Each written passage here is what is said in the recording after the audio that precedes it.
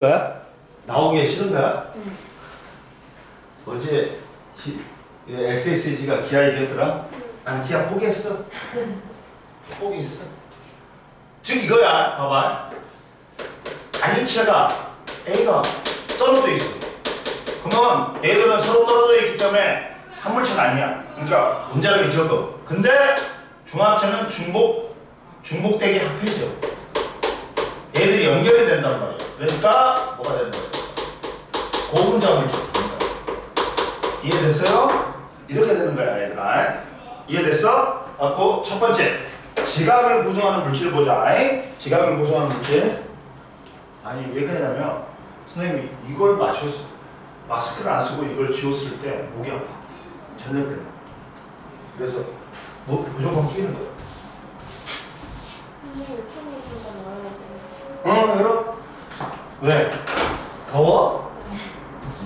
열어도 돼?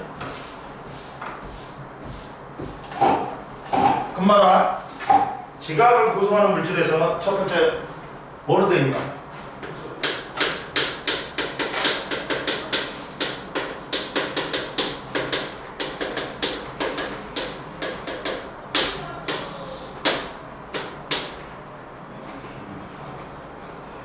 자, 첫 번째 규산염 광물로 되어 있다.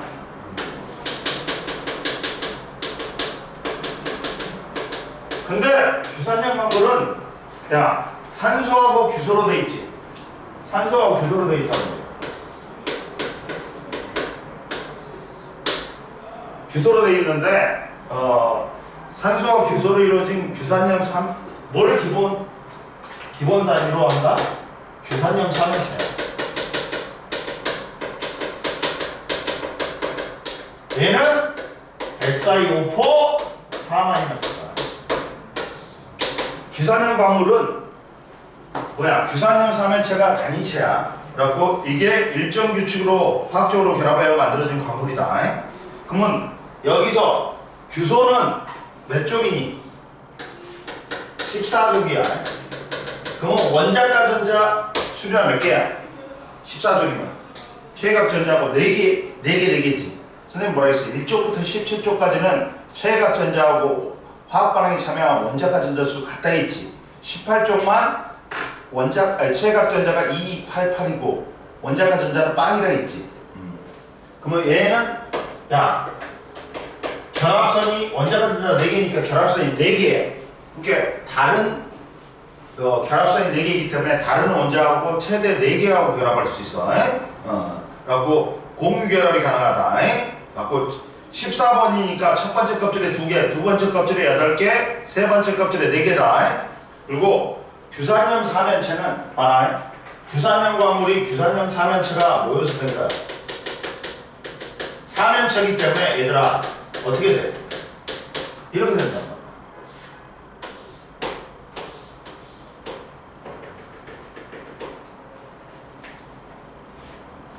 학원 안 다니는 애들 이번에 중간고사 끝나면 울고 온다. 왜 그러냐면 애들이 중학교 때하고 고등학교 때하고 완전히 시험이 틀려버리니까 이렇게 외웠던 애들은 폭망하는 거야. 옛날에 간단하게 생각하는 애들 있잖아. 중학교 때처럼 하면 되겠지. 근데 여기서 규소가 중심에 있어. 그리고 각 꼭지점에 산소가 있어. 이게 규산염 3회차. 뭔 말인지 알겠어? 얘들아? 그리고 이렇게 돼 있어. 이렇게 결합하고 있다. 그러면 총 전하량은 어떻게 되냐? 플러스가 4가 있지. 그리고 마이너스 2가 몇 개가 있어? 4개가 있어. 그러면 총 전하량은 마이너스 3가. 그래서 SiO4 4-가 돼. 이해됐어? 갖고 규소하고 산소가 무슨 결합돼 있다? 둘 다 비금속이지. 공유 결합돼 있는 거야. 이해됐어? 그래가지고 규산염 3면체는 규소 원자 1개와 산소 원자 4개가 공유 결합돼 있는 Si하고 O가 3면체로 정사면체를 이룬다.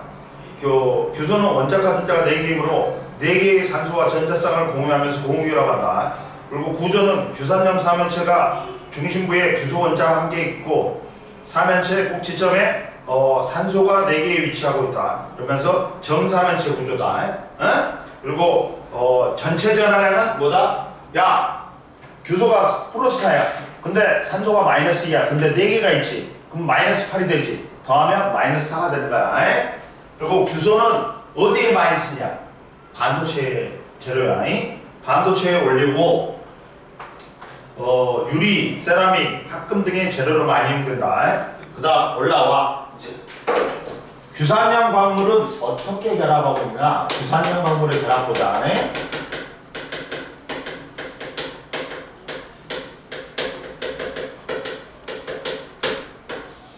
자, 규산염 광물의 결합은 두 개 방법이다. 비 올 것 같더니 비 오네? 오, 비 시원하게 오네? 잘 됐어. 미세먼지 다 날려버려. 이때, 선생님은 이때, 비 올 때 이때 낮잠 자면 제일 꿀이 드는데, 비 올 때 빗소리 들으면서 낮잠이 잘 와. 꿀인데? 오늘 비 많이 온다. 우산 갖고 왔어? 우산 안 갖고 왔어? 너 여기 옆에 학원은 다 갖고 있지? 위에 학원이야? 상관없네? 그 사이에 비 끼치겠지? 우리 수린이는 어떻게 챙겨왔어? 우산을? 저번에 가져가서 두고 어디다가? 학원에다가? 여기다? 꼭 챙겨가 오늘. 네 게으름의 승리다. 아니 안 챙겨요. 뭐라고? 안 챙겨요. 알았어. 자, 봐라. 그럼 보자. 얘들이 화물은 총 전하량합이 뭐야? 0이 돼야 돼. 뭐 규산염 광물도 0이 돼야 돼. 근데 봐라 얘들아. 근데 얘들은 뭐냐면 규산염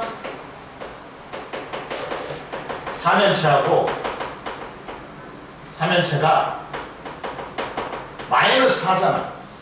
그러면 양이온하고 결합해. 응? 금속 양이온하고 결합해. 그러면 얘는 비금속 음이온이야.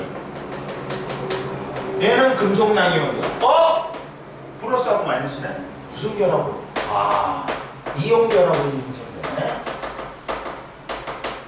규산염 광물을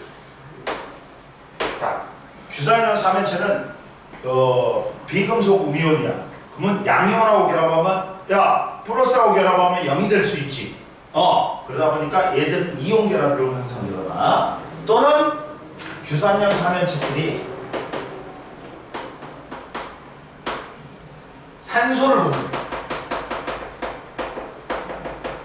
그러면 마이너스 2가 사라지는 거야. 그러면서 되는 거야. 그러면 얘들은 무슨 결합이에요? 비금속과 비금속이 계속해서 연속적으로 전자를 공유하면서 결합하는 공유 결합이잖아. 지금 무슨 말이냐? 이거예요. 여기에 또 규산염 사면체가 있어. 규산염 사면체가 있어. 그러면 봐봐 얘들아. 산소를 공유했지.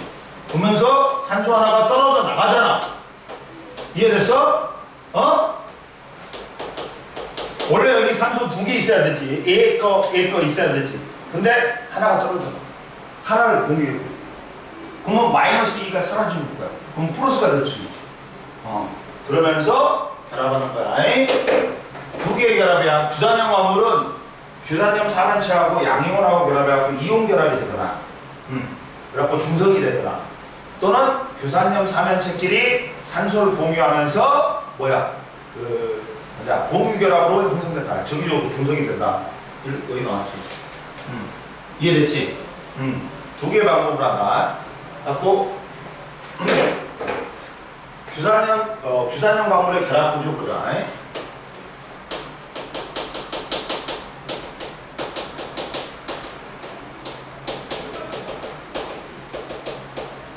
규산염 광물의 결합 구조는 크게 독립형 구조. 따로따로 있는 거야. 얘들은. 결합을 안 하는 거야. 그 다음 단사슬, 복사슬, 그 다음 판상구조, 그 다음 망상구조가 있어. 근데 얘만 이온결합이야. 이 중에 이온결합이야. 나머지 4개는 공유결합이야. 이렇게 표시하면 돼. 자, 독립형 구조만 이온결합이고 단사슬부터 망상구조는 공유결합이다. 응? 봐라. 독립형 구조에 뭐라고 나왔어? 규산염 사면체 한 개가 독립적으로 뭐하고 결합했어? 철이나 마그네슘과 같은 양이온하고 결합했어. 그러니까 얘들은 이온 결합이야. 라고 대표적인 게 갈람석이야. 그러면 얘들은 자 공유하는 산소수는 없어. 그리고 규소에 대한 산소의 비는 굉장히 높지. 공유하면 고용할수록 산소가 줄어들잖아. 근데 얘는 아예 공유를 안 하니까 규소에 대한 산소 개수비가 높아. 크다. 그리고 결합을 많이 하면 많이 할수록 풍화 침식에 강해. 그러니까 얘는 결합을 아예 안 하니까 약해. 이해됐어? 그렇게 하면 돼. 자, 봐라. 제일 먼저 공유한 산소수는 독립형은 아예 없어. 왜? 따로따로 존재하기 때문에. 결합을 안 하기 때문에. 그리고 규소에 대한 산소의 비는 공유를 안 하기 때문에 규소에 대한 산소의 비는 높아. 크다. 그리고 결합을 많이 할수록 풍화 침식에 강한데 얘는 결합을 안 하니까 약해. 이해됐어? 그리고 단사슬은 산소를 갖다가 양쪽으로 공유하는 거야. 단사슬은 규산염 사면체가 양쪽의 산소를 공유하면서 한 줄로 길게 이어진 형태야. 그 대표적인 광물이 휘석이 있다. 응? 근데 복사슬은 단사슬이 연결이 된 거야. 그러면 공유하는 산소수가 더 많아진단 말이야. 이게 얘는 2개인데 얘는 2개 이상이야. 복사슬은 평균적으로 2개 이상이다. 그리고 단사슬 2개가 서로 연결되어 2줄로 길게 이어진 형태로서 대표적인 광물이 각성석이 있다. 암석이. 그리고 판상구조는 뭐야? 평면구조로 없어. 판상구조 옆에다가 평면, 망상구조 옆에다가 입체. 얘들은 줄, 그렇지? 네, 됐어. 하고 판상구조는 규산염 사면체가 동그라미처럼 산소 몇 개? 4개 중에 3개를 공유하는 거야. 그래가지고 다른 규산염 사면체를 공유하여 판 모양으로 되는 거야. 그러다 보니까 얘는 쪼개질 때도 판 모양으로 쪼개져. 하고 흑은 뭐가 있다. 그리고 망상구조는 규산염 사면체가 산소 4개 모두를 공유하는 거야. 4개 동그라미. 그러다 보니까 얘가 자 봐라. 결합선수가 산소 공유수가 제일 많아. 그리고 규소에 대한 산소의 비가 제일 적어. 그리고 풍화 침식이 제일 강해. 왜? 결합선수가 제일 많으니까. 그거 갖고 대표적인 게 뭐였어? 망상구조에 석영장석이 있어. 근데 위로 옆에 보충 자료에서 제일 위에 봐봐. 장석하고 석영은 얘들은 둘 다 산소 4개를 모두 공유해. 근데 장석은 있잖아. 규소 대신에 규소 몇 개가 알루미늄이나 철로, 알루미늄이나 뭘로? 마그네슘으로 양이온으로 대체돼. 그래가지고 석영은 온리 규소하고 산소로만 이루어졌어. 그래갖고 백색을 띠는데 장석은 규소가 마그네슘이나 알루미늄으로 대체됐어. 알루미늄 같은 걸로 대체됐어. 몇 개가. 그래가지고 분홍색을 띠어. 색깔 틀리죠? 그러면 옆에 봐라. 또 궁금해. 모래에는 석영 입자가 왜 많을까? 풍화에서 가장 강한 규산염 광물은 석영이다. 따라서 암석이 오랜 시간 동안 풍화를 가질수록 뭐가 많이 남아? 석영이 많이 남아. 그러다 보니까 비율이 높아지기 때문에 바닷가 또는 강가의 모래는 대부분 석영이 입자가 되어 있다. 그러니까 규소 뽑으려면 어디서 가갖고 뽑아? 모래에서 뽑는 거야. 그리고 가운데 이제 밑에 그림에 봐. 규산염 사면체 SiO의 사면체 결합 원리 봐봐. 단사슬 구조는 봐라. 산소 하나가 떨어져 나가면서 산소를 하나 공유하는 거야. 이해되냐? 그래가지고 규산염 사면체가 양쪽으로 산소를 공유하는 거야. 그러다 보니까 얘는 다음에 힘을 주어서 쪼개지면 일정한 모양으로 쪼개지는데 얘는 기둥형으로 쪼개진다. 그러니까 두 방향으로 쪼개져. 한 방향, 두 방향. 복사슬은 단사슬이 연결이 돼. 그러니까 2개 이상이야. 공유하는 산소수가. 그래가지고 얘도 결정형이 기둥 모양이야. 갖고 두 방향이야. 근데 판상구조는 어떻다? 3개를 공유한 거지. 그래갖고 평면구조해갖고 다음에 결정형이 판 모양이 되는 거야. 한 방향으로 쪼개지는 거야. 이해되니? 그 다음 규산형 광물의 성질이니까 규산형 광물의 성질이 있어. 규산형 광물의 성질 보자.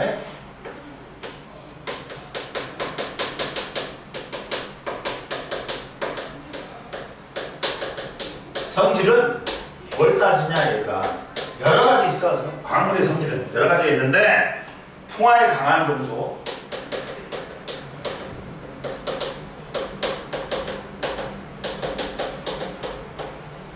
그 다음 뭐야?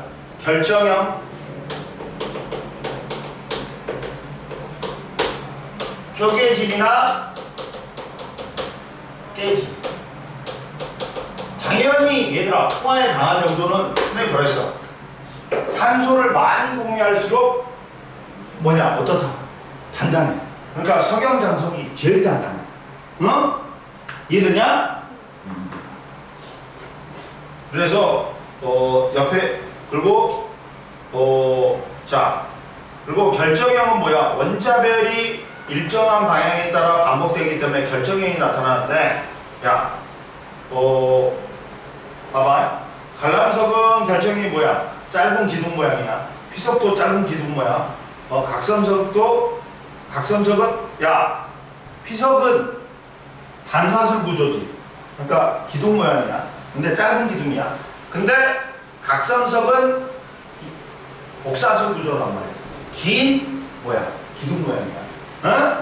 그리고 흑음모는 판상 구조이기 때문에 판 모양이야.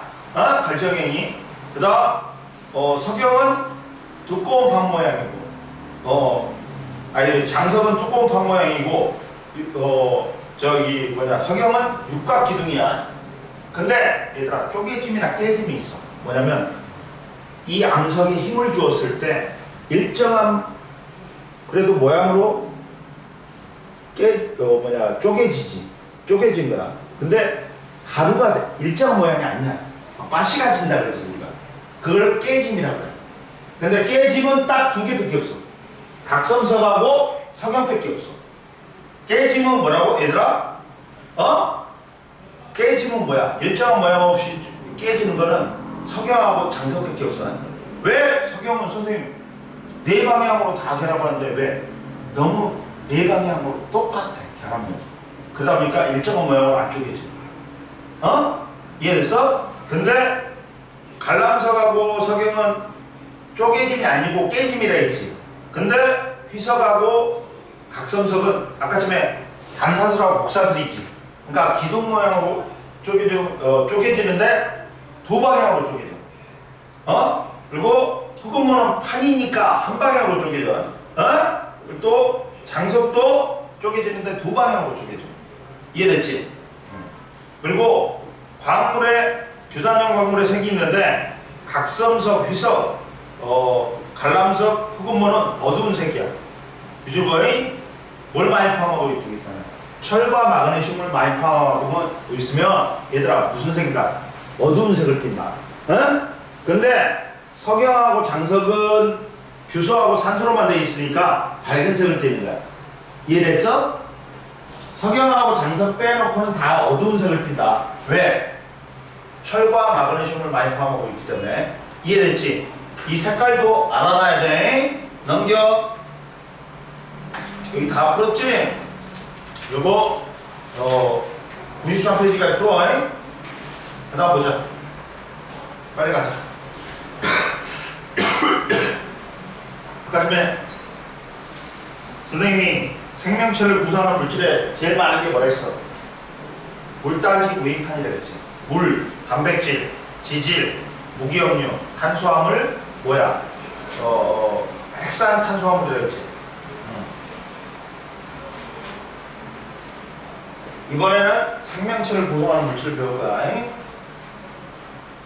아, 이 새끼들 김세론하고 그 김수현이 이제 그만해라. 지겹다.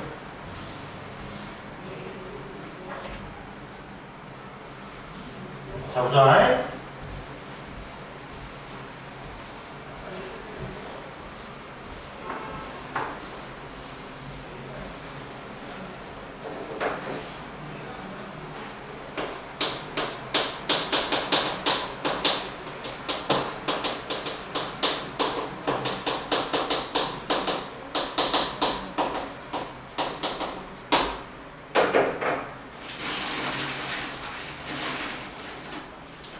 딱 가고 있다 먹어.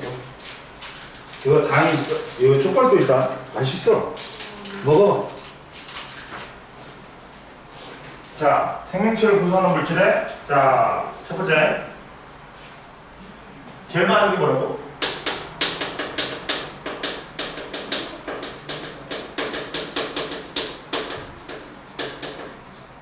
물단지 무액입니다.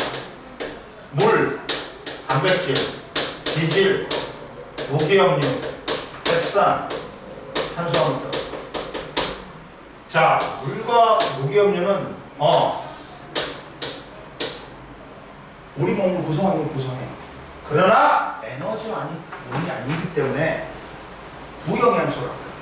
근데 한 가지는 탄수화물, 지방, 단백질은 우리 몸을 구성하기도 하고 뭐야? 에너지원이야. 라고 주영양소라고 한다. 어? 이해됐냐? 이해됐어? 후 주영양소. 한번 첫 번째 봐봐. 탄수화물이 있어. 탄수화물은 뭘로 이루어졌냐? 초로 이루어졌다. 어? 갖고 에너지원이야. 주에너지원.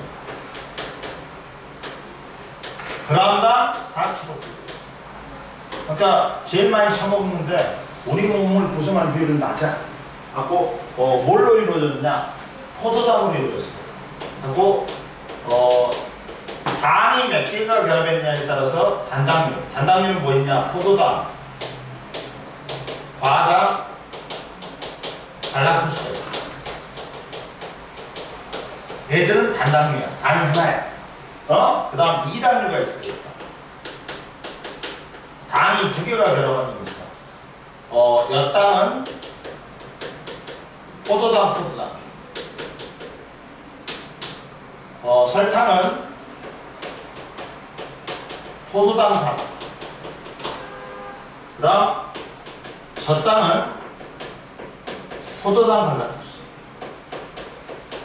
아, 좋은 소식.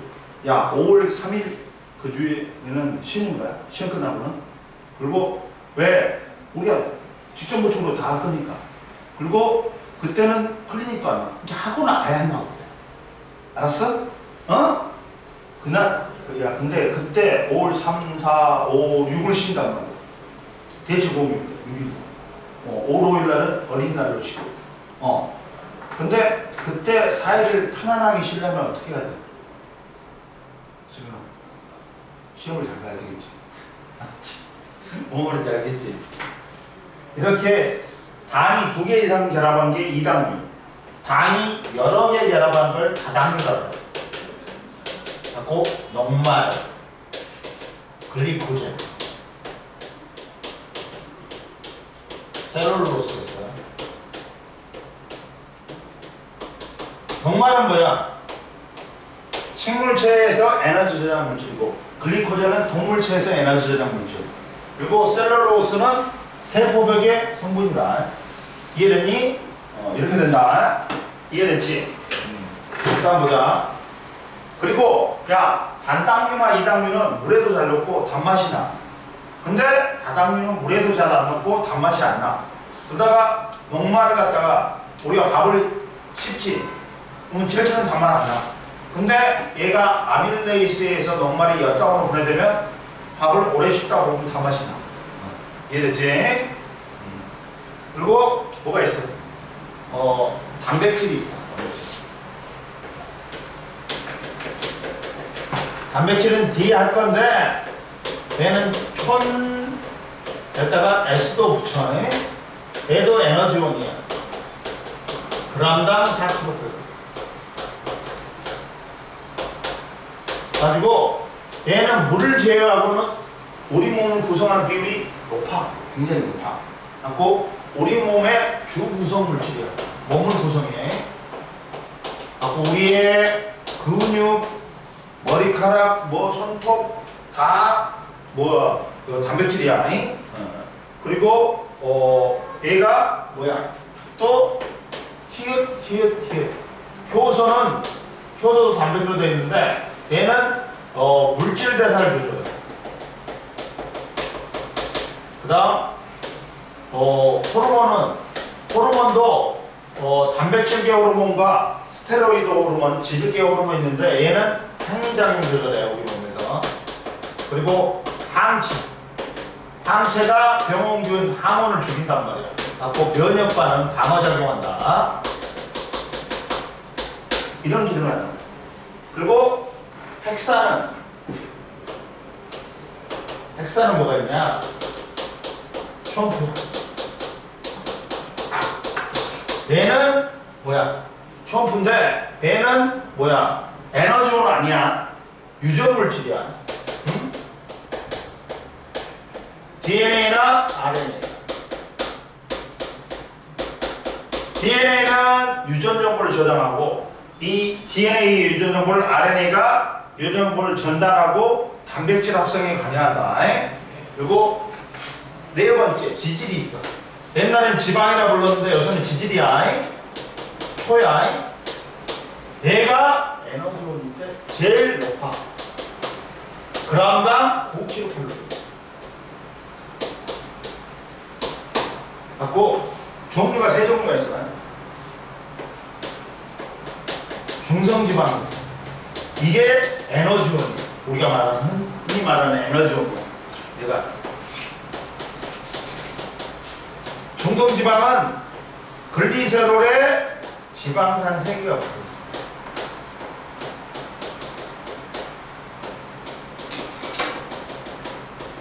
이게 라이페이스라는 효소에 의해서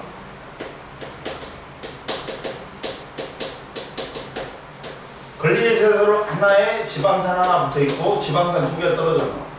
그럼 얘를 뭐라 그래요? 우리 모노글리세롤이다.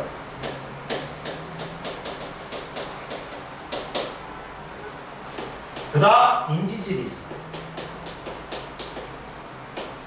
인지질은 글리세롤에 지방산 2개가 붙어 있어. 원래 글리세롤과 지방산은 기름기야. 그러니까 물하고 안 친해. 근데 글리세롤에 인산이 붙어. 그러면서 얘는 친수성으로 변해. 물하고 친해진단 말이야. 그리고 얘는 소수성이 붙어. 물하고 안 친해. 세포막이 주는 거야. 세포.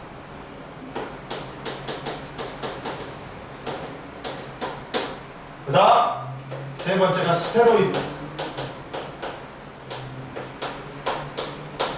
스테로이드는 성호르몬의 주성분이야. 호르몬이 단백질계 호르몬도 있지만 스테로이드계 호르몬도 있어. 그러니까 이게 운동선수들한테 금지하는 거야. 뭐냐면 여자가 남성 호르몬을 받아. 그러면 어떻게 이렇게 등치가 좋아. 잘 달리겠지. 불법이야. 그리고 남자는 더 근육이 들어요. 그래서 옛날에 MLB 시대에서 약물의 시대가 있어. 그때는 막 홈런을 70개, 80개 쳤어. 그래서 그때 사람들의 기록은 인정 안 해버려. 이해됐지? 그래가지고 자 봐라. 기본 단위체에서 구성된 생명체 구성 물질은 봐라.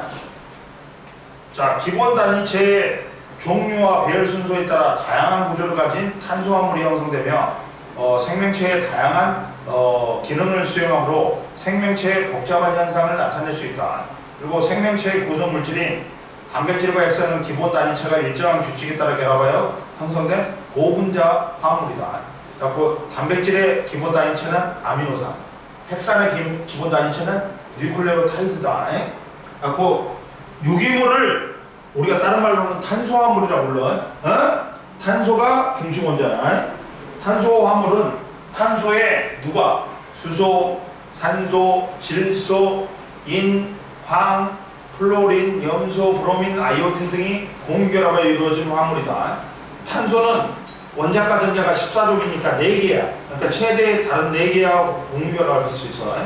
그리고 탄소는 여러 원소와 결합하여 다양한 화물을 형성할 뿐만 아니라 탄소 원자끼리 공유결합하여 사슬 모양, 고리 모양으로 다양한 구조를 만들기 때문에 복잡한 구조를 만들 수 있다. 됐지? 좀 쉬어, 얘들아. 떨어지면 안 되는 거지. 떨어진다.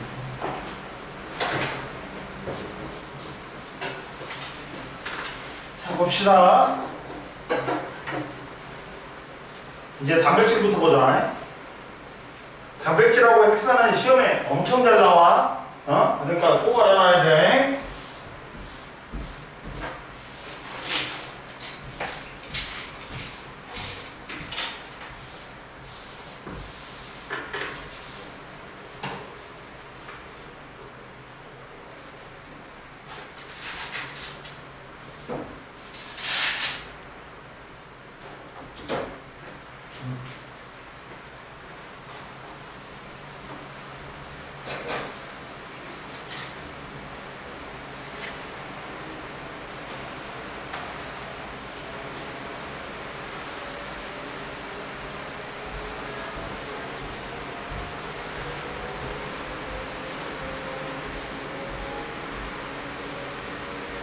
잡아라.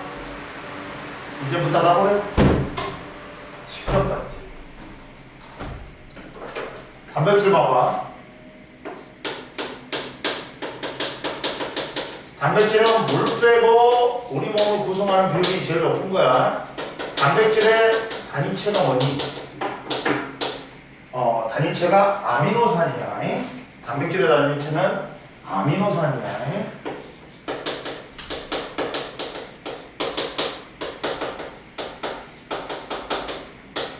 아미노산인데 아미노산은 뭘로 구성되어 있다? 알아? 자, 아미노산은 4개. 자, 탄소가 중심 원자다. 그러면 탄소의 자갑선 4개야. 가지고 이쪽에는 카복실기라고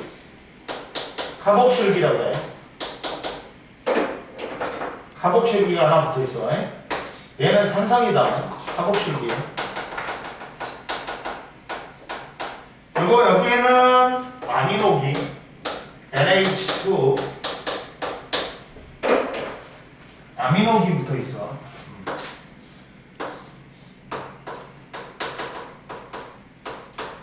여기에는 뭐가 붙어 있어? 수소가 붙어 있어.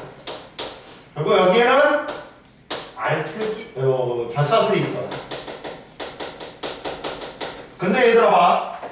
곁사슬 빼놓고는 다 똑같아요. 아미노산. 얘는 공통적으로 있는 거야. 곁사슬 빼놓고는 다 공통적이야. 그리고 곁사슬은 다르죠. 수소가 오든지 CH3가 오든지 이게 뭐가 오느냐에 따라서 아미노산의 종류가 결정돼.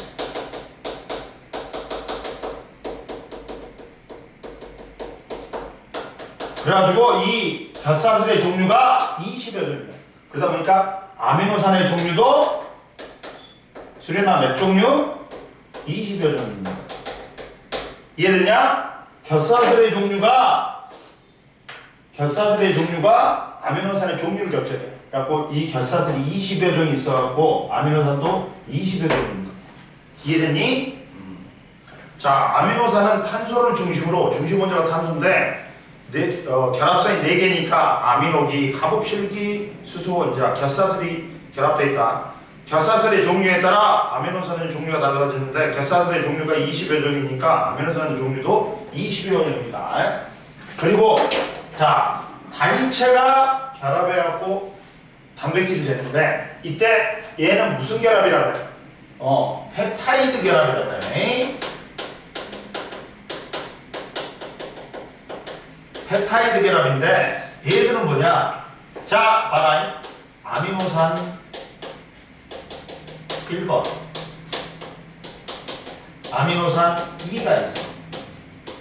근데 결합할 때 얘들이 한쪽에서는 수소가 떨어져, 한쪽에서는 OH가 떨어져. 그러다 보니까 얘들은 물 한 분자가 떨어지면서 펩타이드 결합을 형성하는 거야. 갖고 이걸 물이 빠지면서 결합한다 해갖고 또 껴요. 정신 안 차려? 탈수축합이라고 그래. 봐봐. 두 개의 아미노산에 결합할 때 두 아미노산은 하나는 H가 떨어지고 하나는 OH가 떨어지지. 그래서 물이 떨어지면서 결합한다 해서 우리는 이걸 펩타이드 결합이라고 해. 그러면 아미노산 10개가 결합하지. 그럼 펩타이드 결합은 사이에만 있지. 그러니까 9개의 펩타이드 결합이 형성된다. 이해됐지? 그리고 펩타이드 결합은 한 아미노산의 카복실기의 탄소와 다른 아미노산의 아미노기의 질소 사이에 형성되는 공유 결합의 일종이다. 그리고 올라와 95페이지 단백질의 형성 봐.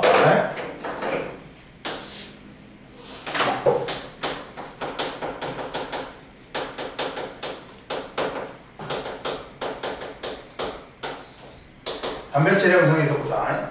단백질은 수많은 아미노산이 펩타이드 결합을 형성하고, 야, 펩타이드 결합이 여러 개 있으면 폴리란 말을 붙여.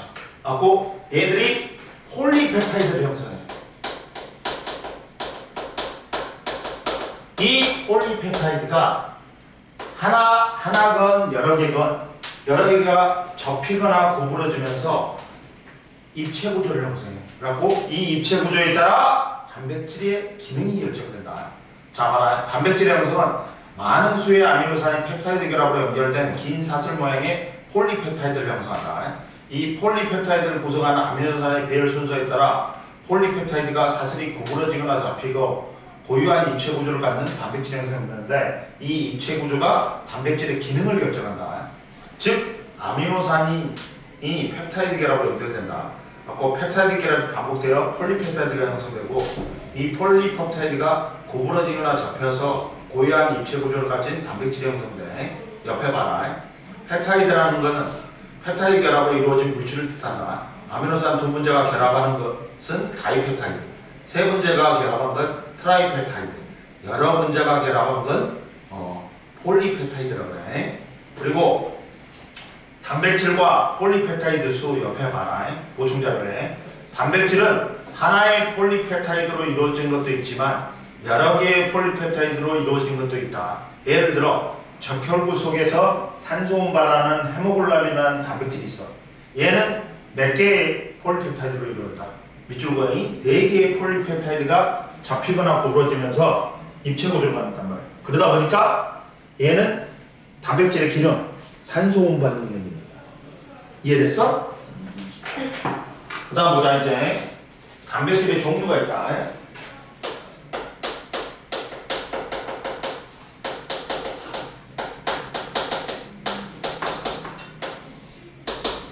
단백질의 종류가 있는데,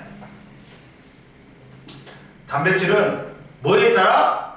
단백질의 입체 구조에 따라 기능이 결정된다. 갖고 폴리펩타이드 결합으로 연결된 아미노산의 종류, 수, 배열 순서에 따라 다양한 종류의 단백질이 형성된다. 적혈구에 있는 헤모글로빈이 단백질이고, 피부, 연골, 뼈에 있는 것은 콜라겐이라는 단백질이 있어. 그래갖고 콜라겐이라고도 하지. 뭐 화장품에 콜라겐 막 돼 있다고 막 그러지. 머리나 손톱은 케라틴, 그 다음 근육에는 마이오신과 액틴 단백질, 수정체에는 크리스탈린, 그 다음 호르몬은 인슐린 같은 호르몬, 효소는 아밀레이스 같은 다양한 단백질을 갖는다. 자, 머리카락을 이루는 케라틴, 수정체를 이루는 크리스탈린, 그 다음에 피부를 이루는 콜라겐이 있다. 여러 단백질의 공통점은 뭐야? 기본 단위체가 이 아미노산이 펩타이드 결합으로 연결되어 형성된다. 단백질의 종류에 따른 입체적 모습과 기능이 다르거든. 자, 단백질의 아미노산의 종류하고 수, 배열 순서에 따라 입체 구조는 다른 단백질이 형성되며 입체 구조에 따라 단백질의 기능이 다르다.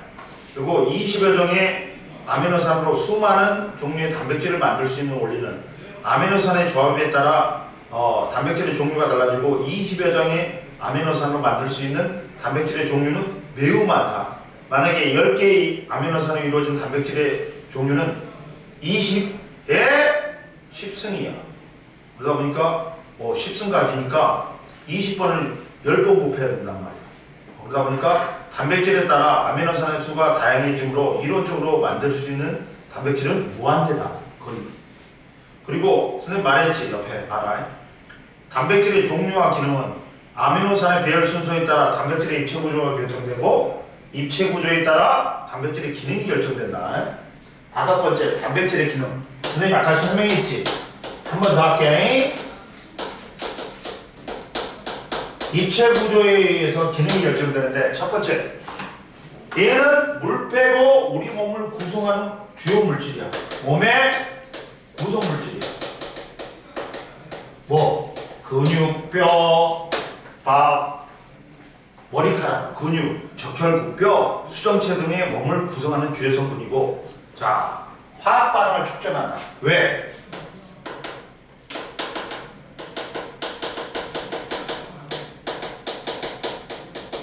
효소가 단백질로 이루어졌어.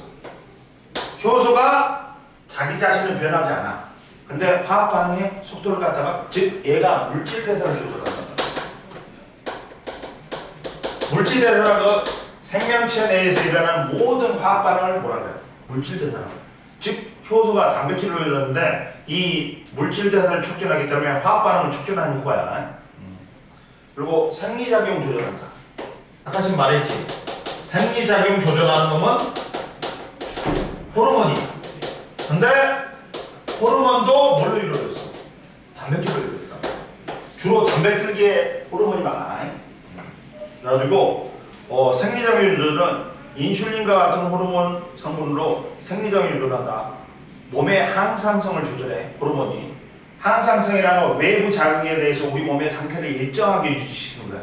뭐 체온은 36.5도, 뭐 삼투압 및 혈당량을 일정하게 유지한다. 그리고 몸의 방어. 몸의 방어. 몸의 방어는 뭐냐? 선생님 말했지. 자, 항체가 또 단백질 성분이란 말이야. 항체가 항원, 병원균 같은 걸 죽여. 갖고 우리 몸에 방어작용, 면역 반응을 한다. 그리고 에너지원이라 했지. 그람당 4kcal에서 이게 단백질의 기능입니다. 이해됐어요? 그리고 단백질은 변성이 일어날 수 있다.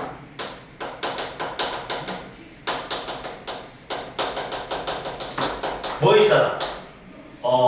온도하고 pH. pH는 산성. 뭐냐? 산에 따라. 야, pH가 0부터 14단계가 있어. 7이면 중성이고 7 이하면 산성이야. 그리고 7 이상이면 염기성이야. 근데 효소마다 적정 pH가 있어. 근데 특히나 온도는 봐봐. 이거야. 반응 속도가 온도에 따라 틀려. 근데 이렇게 된단 말이야. 36.5도. 야, 체온 범위일 때 최대야. 근데 봐봐. 많이 낮지? 낮지? 그러면 활성화가 안 돼. 저온이면. 하고 뭐냐? 효소가 작용을 못 해. 그리고 40도를 넘어서지. 그러면 단백질의 변성이 일어나. 갖고 효소의 그 기능을 잃어버려. 그러니까 우리가 열이 40도 이상 나지 뒤질 수도 있어. 효소가 잘못 나타나니까. 이해됐어? 그리고 야 그러잖아. 야 달걀이 단백질로 돼 있잖아. 우리가 프라이를 했어. 프라이가 다시 달걀로 돌아갈 수 있어 없어? 변성되면 기능이 잃어버려. 이해됐지? 넘겨. 이제 뭘 하자? 핵산 하자. 이제 핵산을 보자. 수린이 여기까지 이해했어? 오늘하고 다음 시간에 한 시간만 하면 아마 시험 범위 끝날 거야. 그래갖고 우리가 좀 빡세게 해보자. 자 보자.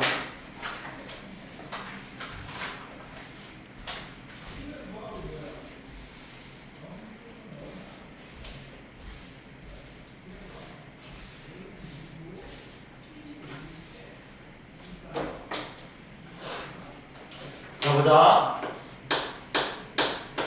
핵산은 뭐라 했어 선생님? 얘는 유전물질이야. 야 우리가 왜 아빠도 닮고 엄마도 닮아? 아빠로부터 염색체 N개를 받아. 엄마로부터 염색체 N개를 받아. 그러면 거기에 유전물질이 있단 말이야. 그래서 우리가 엄마도 닮고 아빠도 닮은 거야. 근데 이때 이 유전물질이 뭐가 있다? DNA하고 RNA가 있다.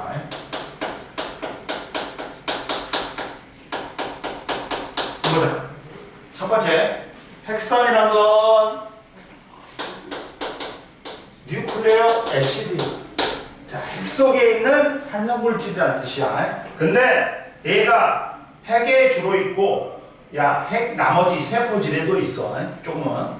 그래서 얘는 유전 정보를 저장하거나 유전 정보의 전달 및 단백질 합성에 관여하는 물질. 유전 정보를 저장하는 건 DNA.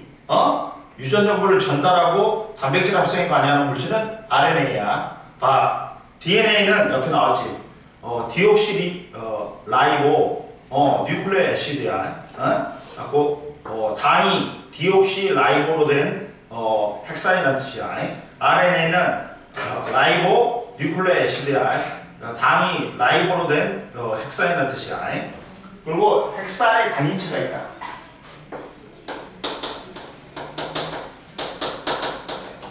핵산의 단위치는 뉴클레오 타이드야. 뉴클레오 타이드는 인산, 당, 염기가 1대 1로 결합하는 거야. 뉴클레오 타이드는 뭐라고? 인산, 당, 염기가 1대 1로 결합하는 거야. 근데 봐라.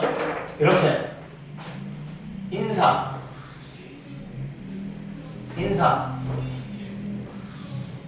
당, 염기가 1대 1로 결합했어.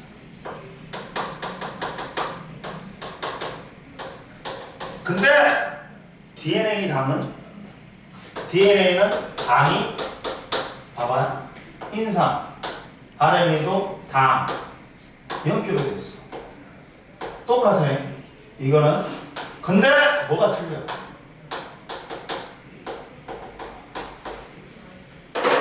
야, DNA는 당이 봐봐. 여기서 얘는 산소가 하나 더 있어. 이게 라이보야. 라이보스지. 얘가 라이보스지. 당을 얘는 탄소가 5개인데 오각형이잖아. 오탄당이라고 해. 라이보스야 당이. 근데 얘는 여기서 산소가 하나 빠졌어. 그래서 디옥시야. 당이 D가 하는 건 마이너스고 옥시라는 건 산소야. 여기서 라이보스에서 산소가 하나 빠졌어. 그래서 당이 디옥시 라이보스야. 이해됐냐? 당도 틀려. 그리고 얘들은 염기도 종류도 좀 틀려. 아데닌, 구아닌, 사이토신, 타이민이고 얘는 염기가 아데닌, 구아닌, 사이토신, 타이민 대신에 유라실이야. 그래가지고 얘도 4종류. 뉴클레오타이드도 4종류. 얘도 뉴클레오타이드가 몇 종류? RNA 네 종류. 선생님, 염기 아데닌, 구아닌, 사이토신은 똑같잖아요. 그러면 타임이라고 유라신만 틀리잖아요. 그럼 다섯 종류 아니에요? 당이 틀리죠. 당이 틀리니까 얘도 뉴클레오타이드가 네 종류. 얘도 당이 틀리기 때문에 뉴클레오타이드가 몇 종류? 네 종류로 봐야 되네. 이해되냐? 자, DNA와 RNA를 구성하는 뉴클레오타이드는 당과 염기의 종류가 다르기 때문에 각각이 네 종류다. 야, DNA를 구성하는 뉴클레오타이드는 당이 디옥시라이보스고, 염기는 아데닌, 구아닌, 사이토신, 타이민이다. DNA 염기가 다른 네 종류의 뉴클레오타이드로 구성되어 있고, RNA를 구성하는 당은 라이보스고, 염기는 아데닌, 구아닌, 사이토신, 유라실이 있다. RNA 염기가 다른 네 종류의 뉴클레오타이드로 구성되어 있다. 그리고 헥산의 양성은 알아요? 헥산의 양성은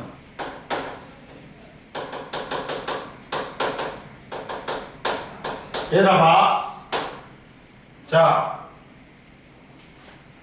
인산, 당, 염기가 결합되어 있어.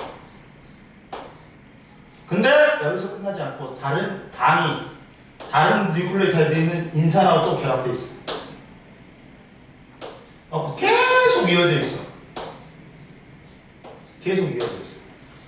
따라서 이걸 뭐라 그래? 뉴클레오타이드가 계속 연결돼갖고 사슬 모양으로 연결됐다 해서 뭐야 이걸 폴리 뉴클레오타이드라고 해요. 근데 DNA는 이 가닥이 두 가닥이 라고 이중 나선 구조라고 그래. 이렇게 DNA는 이 폴리 뉴클레오타이드 사슬이 두 개예요. 두 개가 연결돼 있어.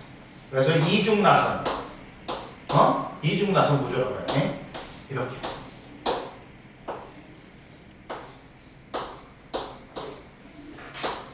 인산, 당, 염기가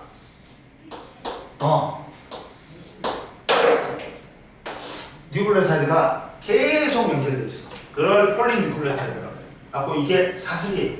하나의 사슬이야. 근데 DNA는 사슬이 몇 개야? 두 개예요.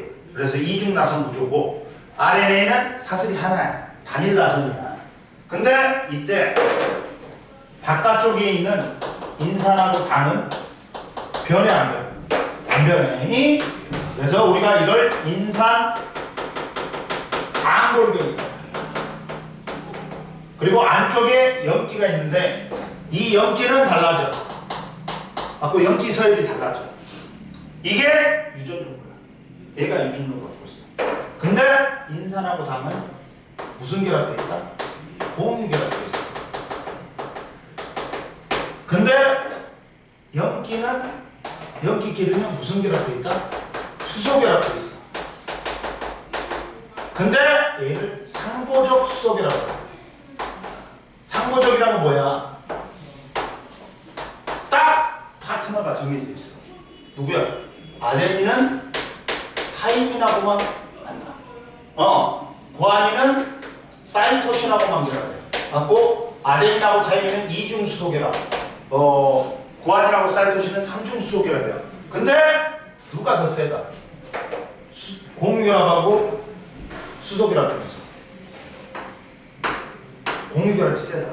그러니까 여기는 안 풀어줘. 만약에 DNA가 분리되면서 RNA가 들어와갖고 이걸 복제할 때 야, 복제할 때 여기가 풀어줘. 결합이 약하기 때문에. 그래서 여기에 있는 염기 서열을 복제하는 거야. 즉 여기에 있는 염기 서열이 뭐다 얘들아? 유전종. 여기에 염기 서열의 유전종을 담고 있는 거야. 이해되니? 그리고 수소결합이라는 건 뭐냐? 수소결합이라는 건 뭐냐면 한 분자에 있는 수소하고 다른 분자에 있는 FOM, 핸드폰이라고 생각해요. 이게 봐, 물이 수소결합을 하고 있어. 이렇게. 이게 수소결합. 이게 수소결합. 즉, 한 분자에 있는 수소하고 다른 분자에 있는 FOM과 결합이에요. 이거는 분자 간의 힘 중에서는 센 편인데 그래도 봤자 공유결합보다는 약해. 그래서 인산하고 당의 공유결합이 이 수소결합보다는 더 센 거야. 그러다 보니까 여기는 안 끊어지고 여기가 끊어져.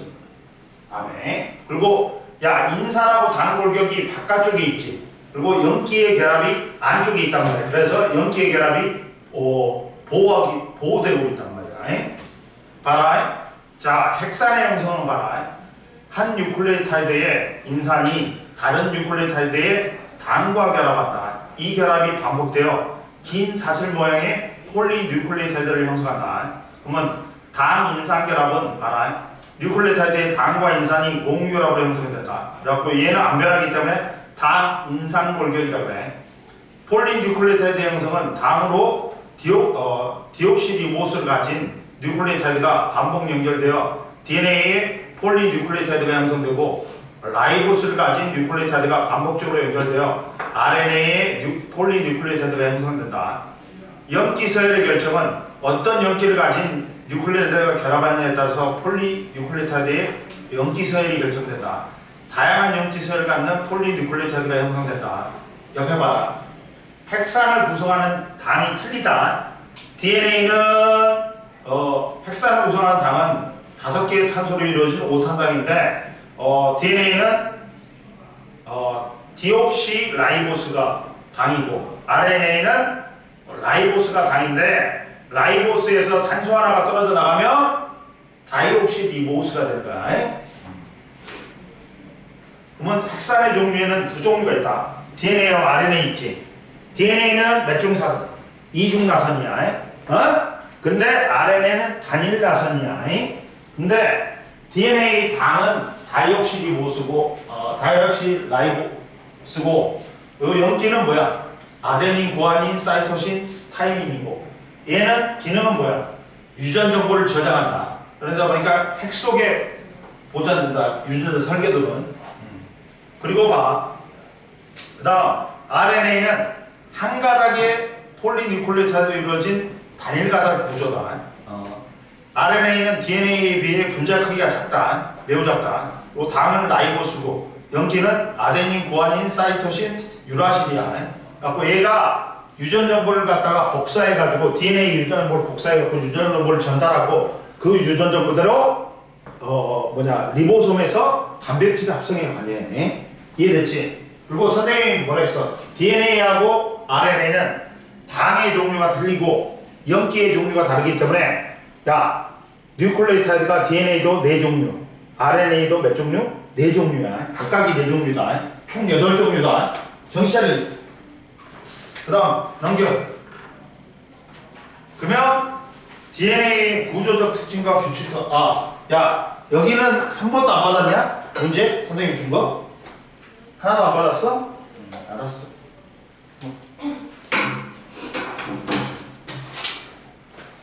그럼 보자. 이걸 보관할 수 있는 하나 만들어야 되겠다. 장을 옆에다 놔둬야 되겠다. 하나를 만들자. 우리 찾아보자.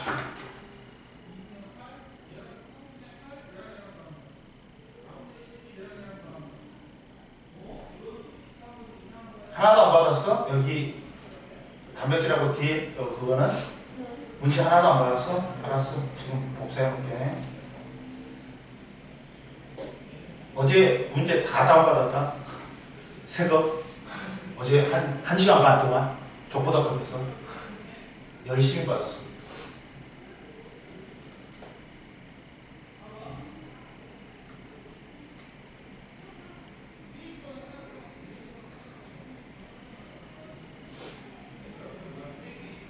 두 개를 풀어야 되는 거 아니야? 두 개를 풀어야 되는 거 아니야? 하나가 부족하잖아.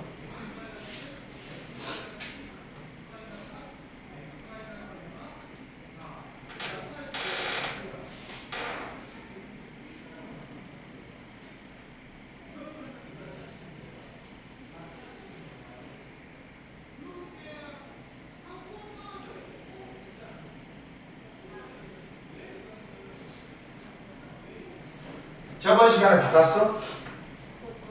문제. 뭐냐지 요 지각을 고소하는 물질 받았어 안 받았어? 화학결합과 다양한 물질 화학결합 받았어? 그럼 보자 이제 책에 봐봐. DNA 구조적 특징과 규칙성 봐봐. 뉴클레오타이드 모형을 이용하여 DNA의 분자 구조를 모형을 만들고 DNA의 특징과 규칙성을 알아보자. 야, 자 인산하고 당은 뭐 밖에서 안 변하고 밖에 있지. 그래갖고 인산 당 골격인데 얘들은 무슨 결합하고 있다? 공유 결합하고 있다. 그리고 안쪽에서는 염기가 무슨 결합하고 있다? 수소 결합하고 있다. 근데 이 아데닌하고 타이민은 이중 수소 결합이고 구안인하고 사이토신은 삼중 수소 결합이야. 결합력이 틀리기 때문에 얘가 돌아 회전하는 거야. 그래갖고 나선이 되는 거야. 이해됐어? 그래가지고 DNA의 구조적 특징은 두 가닥의 폴리뉴클레오타이드가 나선형으로 꼬인 이중 나선이고 RNA는 단일 나선이다. 한 뉴클레오타이드의 인산이 다른 뉴클레오타이드의 당과 결합하여 나선 바깥쪽에 당 인산 골격을 이루고 DNA를 구성하는 염기는 아데닌, 구아닌, 사이토신, 타이민 네 종류가 있고 두 가닥의 폴리뉴클레오타이드는 나선 안쪽에 있는 염기 사이에 수소 결합으로 연결된다. 그리고 DNA의 규칙성은 봐라. DNA 구조에 따라 나타나는 규칙성은 뉴클레오타이드가 규칙적으로 결합하고 있으며 뉴클레오타이드는 인산, 당, 염기가 1대1대1의 비율로 결합한다. 인산과 당은 DNA 바깥쪽에 있고 염기는 DNA 안쪽에 배열되어 있다. 그리고 염기에서 나타나는 규칙성 상보결합이다. 야, 아데닌은 누구하고만? 타이민하고만. 구아닌은 사이토신하고만 결합한다. 따라서 DNA는 두 가닥의 폴리뉴클레오타이드에서 각 가닥의 염기는 특정 염기하고만 결합한다. 아데닌은 항상 타이민과 구아닌은 항상 사이토신과 상보적 결합한다. DNA 이중 나선을 갖는 두 가닥의 폴리뉴클레오타이드의 한 가닥의 염기 서열을 알면 다른 가닥의 염기 서열을 알 수 있다. 하고 아데닌, 구아닌, 사이토신, 타이민 A, G, C, T, A, T, C, G, A야. 한 가닥이. 그럼 반대 가닥은 상보적 결합이기 때문에 T, C, G, A, T, A, G, C, T 이거 쓰는 거 시험에 잘 나온다. 서술형으로. 야, 염기 서열을 주고 야, 반대편에 염기 서열을 넣어봐. DNA에서 이거 아데닌은 타이민, 타이민은 뭘로 오면 돼? 뭐 구아닌 있잖아. 구아닌하고 사이토신으로 오면 돼. 이해됐냐? 그리고 자, DNA 이중 나선에서 아데닌과 타이민이 구아닌과 사이토신의 염기 조성 비율은 같다. 즉 뭐냐면 이중 나선 DNA에서 아데닌 비율이 19%면 타이민도 몇 퍼센트? 19%. 나머지 구아닌과 사이토신은 각각 50% 합이 50으로 같아야 되니까 31, 31이다. 이해됐어? 그리고 옆에 봐라. DNA 이중 나선으로 되어 있는 장점은 야, DNA는 염기 서열의 유전 정보를 갖고 있는데 염기가 한 개라도 바뀌면 유전 정보가 달라질 수 있다. 따라서 DNA는 이중 나선의 안쪽에 염기가 상보적으로 결합하고 있어 염기 서열이 가운데 있기 때문에 안정적으로 보존될 수 있어. 이해되니? 그리고 5번 봐. DNA의 다양한 유전 정보 저장. 유전 정보는 DNA의 염기 서열에 저장되어 있는데 DNA 염기 서열이 다르면 저장된 유전 정보도 다르다. 즉 뉴클레오타이드의 결합 순서에 따라 DNA의 염기 서열이 달라져 다양한 유전 정보가 저장된다. 그리고 아데닌, 구아닌, 사이토신, 타이민을 갖는 네 종류의 뉴클레오타이드가 다양한 순서로 결합하여 염기 서열이 다양한 DNA가 만들어진다. 이해됐지? 그 다음 야, 문제 안 풀었냐? 풀었어? 야, 너 왜 안 풀었어? 몰라. 이따 풀어잉. 104페이지까지 풀어잉. 그리고 104페이지 보자. 물질의 정기적 성질. 야, 이제 마지막이다. 시험 범위 마지막이다. 시험 범위도 많은 거야. 뭐 한 110페이지까지 시험 범위잖아. 자, 물질의 정기적 성질에 따라, 정기적 성질에 따라, 다른 물질을 구분 봐봐.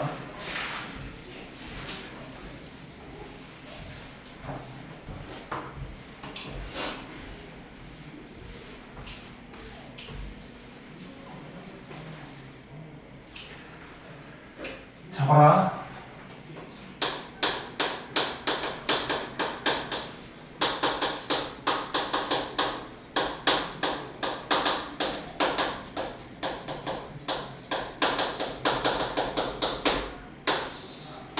정기적 성질에 따른 물질을 구분 봐봐. 첫 번째, 원자의 정기적 성질 봐봐.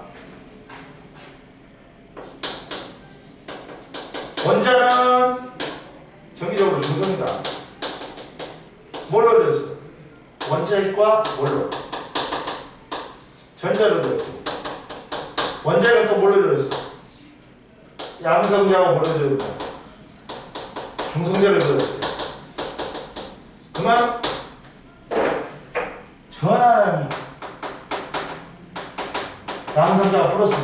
플러스 1이란 말이야. 그리고 중성자가 0이야. 말 그대로 중성이야. 전자가 마이너스 1이야. 어? 그래가지고 질량은 얘가 1이라면 얘가 양성자 1836배 얘가 다음 커커가 조금 더 무겁대. 그래갖고 1839배인데 거의 갖다 놓고 보면 돼. 그러다 보니까 원자의 질량 양성자로 중성자로 이루어진 원자핵이 뭐냐? 원자의 질량 다 갖고 있어. 즉 원자핵은 플러스를 피했는데 양성자 때문에 플러스를 피했는데 얘가 원자의 질량 다 갖고 있기 때문에 얘 움직여 못 움직여. 앞으로 플러스 움직인다면 죽인다 있지. 얘는 가운데 센터에 박혀있고 안 움직여. 그리고 누구만이 움직일 수 있다? 가벼운 전자만이 있던 거 아니에요. 그래서 모든 전기적 현상은 누구 때문에 나타난다? 전자 때문에 나타난다. 근데 봐라 얘들아, 왜 원자가 중성이야? 플러스를 띠는 양성자 수하고 마이너스를 띠는 전자 수하고 같기 때문이다. 그러다 보니까 원자가 중성이야. 그러면 만약에 원자 번호 3번이 리튬이 있어. 그럼 얘는 플러스 3개, 양성자 3개, 전자 3개가 있단 말이야. 그럼 첫 번째 껍질에 2개, 두 번째 껍질에 하나야. 그럼 봐라. 이것들은 다 뭐야 얘들아? 원자에게 묶여있어. 인력 때문에. 그러니까 이것들은 다 뭐야? 속박전자야. 속박전자야. 근데 누가 여기 있다가 이 전자에 있다가 에너지를 줘. 갖고 얘가 벗어나. 원자의 글로 인력으로부터 벗어나. 그러면 얘가 뭐가 되는 거야? 자유전자가 되는 거야. 전기전도성은 자유전자의 수에 따라서 결정되는 거야. 이것들은 뭐라고? 원자에게 묶여있으면 이것들은 뭐? 속박전자야. 전자에 묶여있다는 거고. 그러니까 모든 원자들은 다 속박전자를 갖고 있어. 그런데 이제 그 물질에서 자유전자가 있냐 없냐의 차이야. 근데 이 속박전자를 에너지 줘갖고 내가 완전히 원자로부터 뜯어내버려. 그러면 얘가 자유스러워지잖아. 그게 자유전자야. 알아? 자, 속박된 전자는 원자핵과 플러스하고 마이너스니까 전기력에 의해서 끌어당기는 힘에 의해서 원자에 속박되어 있어서 자유롭게 이동하지 못하는 전자를 뭐라 그래? 속박된 전자라고 그래. 근데 자유전자는 속박된 전자가 원자 사이의 상호작용, 서로 다른 물질 간의 마찰이라든지 금속 결합과 같은 화학적 결합에 의해서 에너지를 얻어 원자에서 떨어져 나와 물질 내에 자유롭게 이동할 수 있는 전자를 우리는 뭐라고 그런다? 자유전자라고 해. 그러면 자, 전기적 성질에 따른 물질의 분류는 뭘로 분류할 수 있다?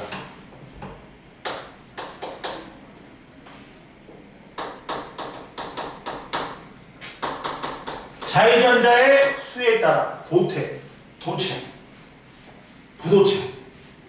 반도체로 분류한다.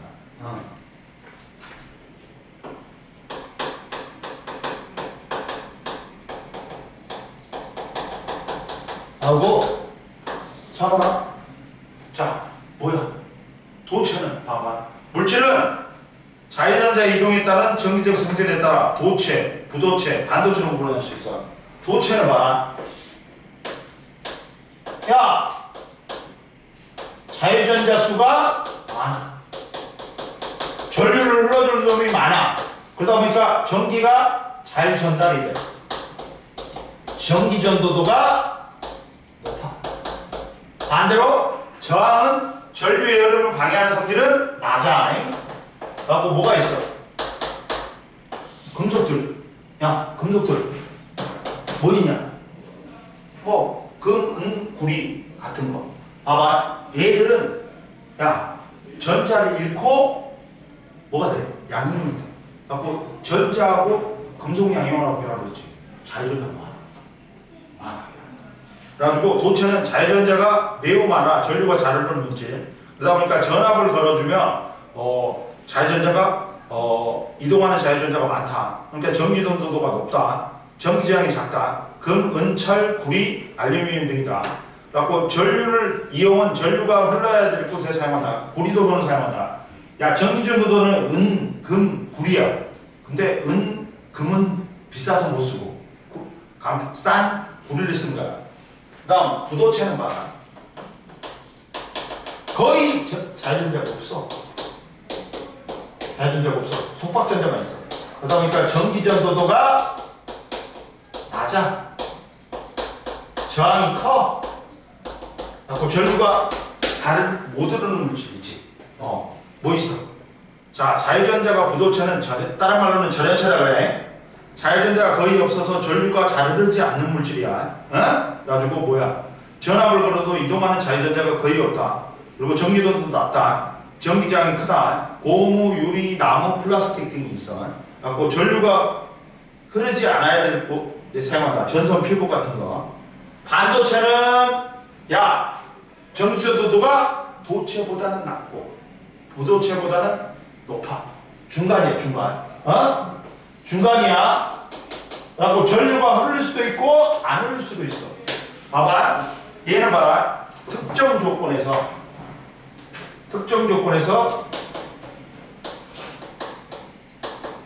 그래서 일상은 아니야. 특정 조건에서 전류가 흐르는 물질이야. 자유전자가 생겨 전류가 흐르는 물질이야. 어떤 조건?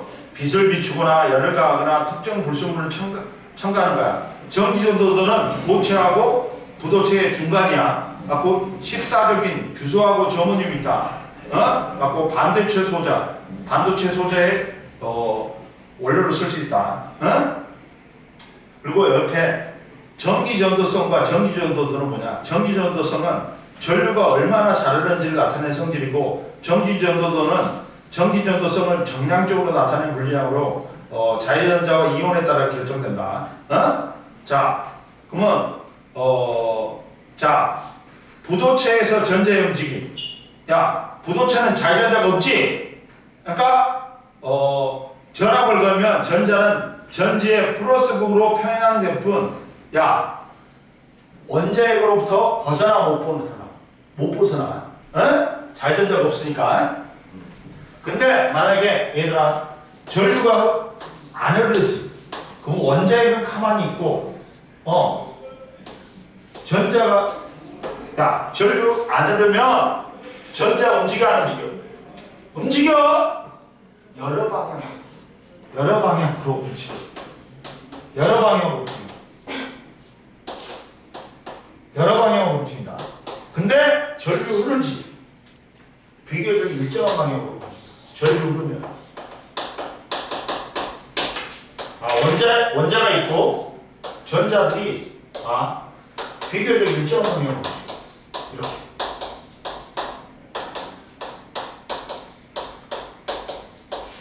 근데 전자는 실제로는 어디서 어디로 이동하냐? 전자는 마이너스에서 플러스로 이동해.